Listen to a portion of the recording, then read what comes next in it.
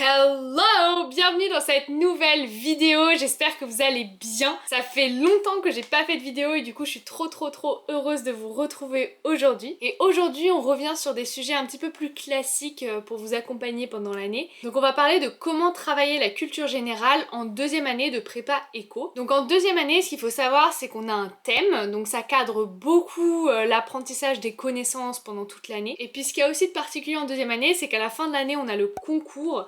Donc il faut vraiment travailler avec comme objectif le concours et en particulier le moment des révisions. Au moment des révisions, il va falloir que vous ayez déjà mâché beaucoup du travail. Comme ça, les révisions, c'est juste un moment où on fait des connexions. Donc ça, c'est l'objectif du travail. Moi, je vais vous expliquer dans cette vidéo comment j'ai travaillé la culture générale en deuxième année. C'est pas du tout une recette à appliquer à la lettre. Je suis sûre qu'il y a plein de défauts dans cette méthode, mais je me suis dit que ça pouvait vous inspirer à trouver votre propre méthode de travail. Et on commence directement par le cours de philosophie. Notre cours de philosophie, il était divisé en 3 grandes parties. Donc d'abord, on a le cours principal. Donc je prenais des notes dans un gros cahier, j'essayais de mettre un maximum de couleurs, de mettre des annotations et de vraiment noter toutes les petites phrases qui, je trouve, m'inspiraient beaucoup.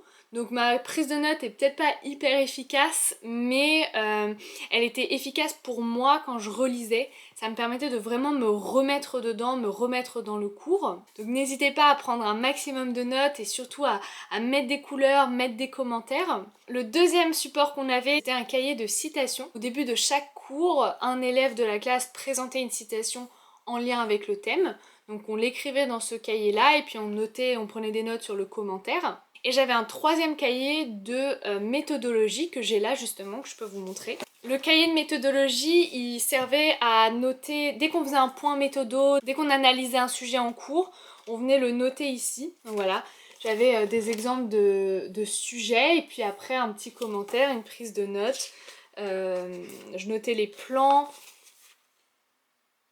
les petits schémas et tout pour bien comprendre comment analyser un sujet. Donc voilà, j'avais 3 cahiers différents qui étaient tous regroupés au sein d'une même pochette de la même couleur. Donc parfois j'étais un petit peu psychopathe des couleurs comme vous pouvez voir, mais ça m'aidait à vraiment me créer cet univers autour de la philo. Et comment est-ce que je faisais pour travailler ensuite ça chez moi? Je faisais des fiches, entre guillemets, de mon cours de philosophie, que je faisais par écrit justement et que je mettais dans un porte-vue, comme vous pouvez le voir. Alors, ce ne sont pas des fiches de pense-bête. C'est pas des fiches que je faisais pour, voilà, récapituler ce qu'il y avait dans le cours. C'était beaucoup plus un support de travail. C'est-à-dire que je vais reprendre mon cours et à côté, je vais noter ce que je trouve intéressant, ce qui m'a plutôt surpris. Je vais utiliser mes propres mots. Je vais mettre beaucoup de couleurs, je vais essayer de faire des schémas et puis je vais essayer de faire des connexions. Ensuite, à partir de mon cahier de méthodologie et de tous les DS qu'on pouvait faire pendant l'année, je reprenais les sujets et je notais les plans avec des commentaires à chaque fois sur ordinateur que j'ai ensuite imprimé. Comme ça, j'avais un espèce de feuillet avec tous les plans de sujets qu'on a fait pendant toute l'année. Donc l'idée c'est pas de les apprendre par cœur si jamais le sujet retombe, parce que je suis convaincue que c'est important de repenser le sujet le jour J. La preuve en est que on est tombé sur un sujet qu'on avait déjà à peu près fait en cours et c'est là où j'ai eu ma pire note. Donc je pense que vraiment il y a de la valeur à repenser le sujet le jour J, mais ça donne des idées, ça donne des automatismes et du coup c'est important de bien les travailler, ces plans que vous avez fait en cours. Et ensuite maintenant je passe au cours de français, de littérature. Donc en cours de français on voyait beaucoup de références littéraires et artistiques. Et du coup au fil de l'année j'ai choisi celles qui me plaisaient le plus et j'en ai fait des fiches qui reprenaient les thèmes principaux de ces références-là en lien avec le thème. Et puis ensuite en bas à chaque fois il y a un petit espace qui s'appelle écho. Et du coup dedans je mettais toutes les références qui faisaient écho à cette référence-là. Donc par exemple, si Proust a dit quelque chose et ensuite en cours, 2-3 semaines après, on voit qu'un autre auteur a dit quelque chose en lien avec ce que Proust défendait ou bien a dit quelque chose de contraire, et ben je venais le mettre ici. Comme ça me permettait de déjà commencer à faire des connexions entre mes références. Pour les références artistiques, j'ai imprimé les tableaux parce que ça permettait d'avoir quelque chose de plus visuel. Et à côté de tout ça, je me suis fait mes propres fiches, donc là plutôt vers la milieu fin d'année, des fiches récap avec des grands concepts des grands personnages en lien avec le thème. Donc je m'explique. Par exemple, là on va voir ma fiche personnage où j'ai repris les grands personnages qu'on avait vus pendant l'année en lien avec le thème.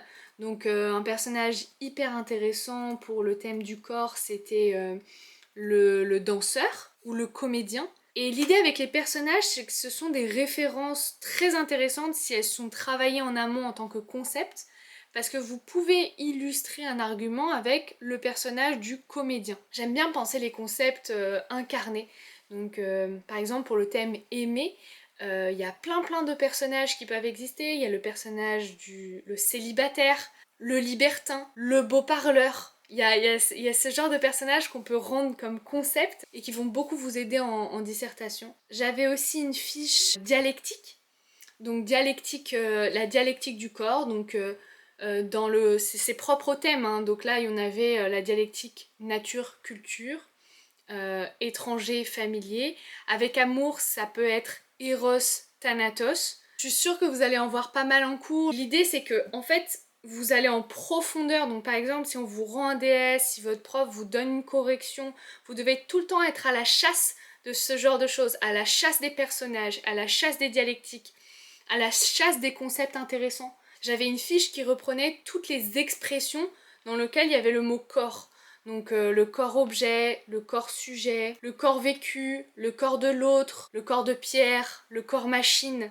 Donc tout ça ce sont des expressions, des concepts avec le mot corps que j'ai trouvé au fil de l'année dans mes cours et mes corrections et que j'ai tout répertorié là dans cette fiche. Mais j'imagine qu'il y a plusieurs autres fiches qu'on peut faire, des fiches transverses aux 2 cours de philosophie, de littérature, qui permettent de vraiment mâcher le travail en amont pour vraiment avoir juste aux révisions un travail de connexion à faire, d'approfondir ses connaissances, mais pas avoir à refarfouiller partout dans votre cours pour trouver tel ou tel concept. Et la dernière chose principale que je faisais pour travailler la culture générale, c'est bien sûr l'analyse de bonnes copies. Là je vous mets un exemple de comment est-ce que j'avais analysé une copie qu'on nous avait distribuée en cours.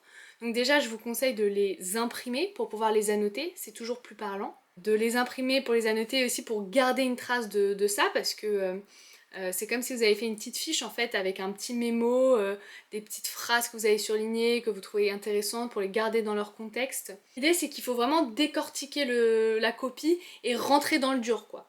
C'est pas juste lire la copie et se dire ok c'est intéressant, je comprends. Non, c'est comme un puzzle qu'il faut voilà, décortiquer, défaire et ensuite le refaire. Et moi, ces analyses de bonne copie et ces analyses de plans, de correction, ça m'a permis d'aboutir à des fiches méthodes.